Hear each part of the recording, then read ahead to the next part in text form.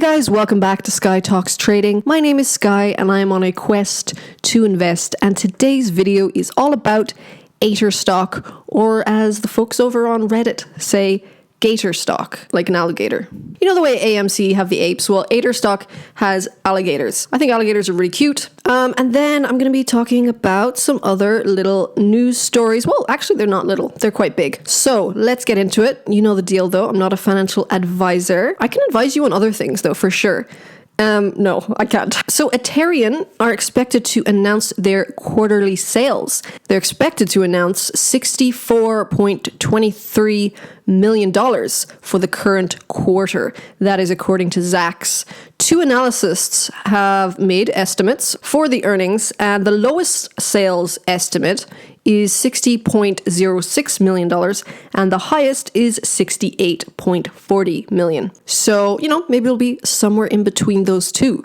ATER reported sales of $58.78 million in the same quarter last year. So that would be a positive year-over-year growth rate of 9.3%, which is pretty healthy. So yeah, when will they be reporting these earnings?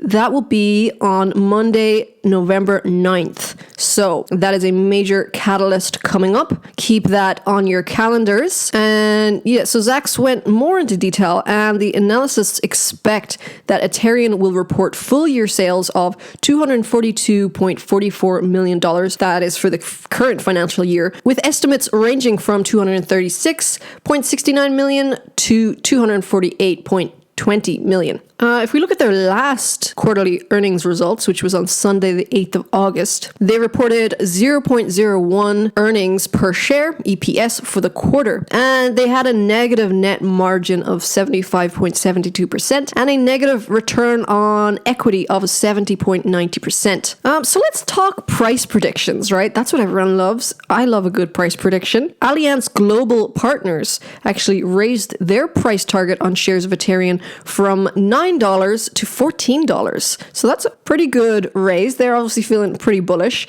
And obviously they gave the stock a buy rating. And they noted that the move was a valuation call. And then Roth Capital raised their target price from $5.50 to $12 and gave the stock a neutral rating, which doesn't really make much sense to me. I would say that that is a buy in my books, and then there's also some more bearish predictions. BTIG Research decreased their target price from $36 to $10. Even CNN Business says that it's a strong buy. They have it valued at $14, which is twice the current stock price, and they are usually very conservative. Back to the earnings report predictions. I mean, if these predictions are correct, that would be absolutely huge. If ATER earnings are up 9.3% with all the shipping issues that they've had this quarter, just imagine how much they could be up over the next quarter and the quarter after that, with shipping costs dropping over 50% already.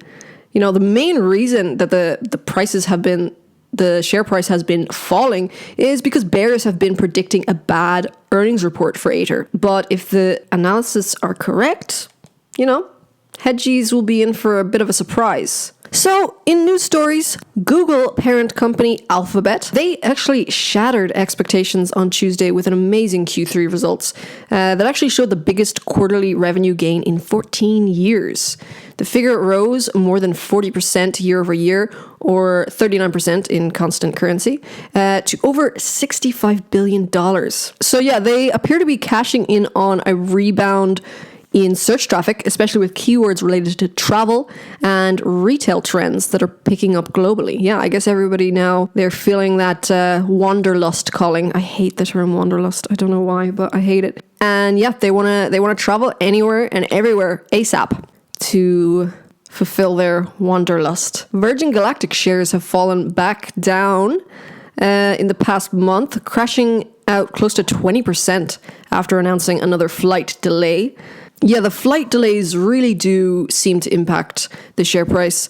They expect to launch their full commercial flight service in the fourth quarter of 2022. So a little bit away yet, although honestly, time flies.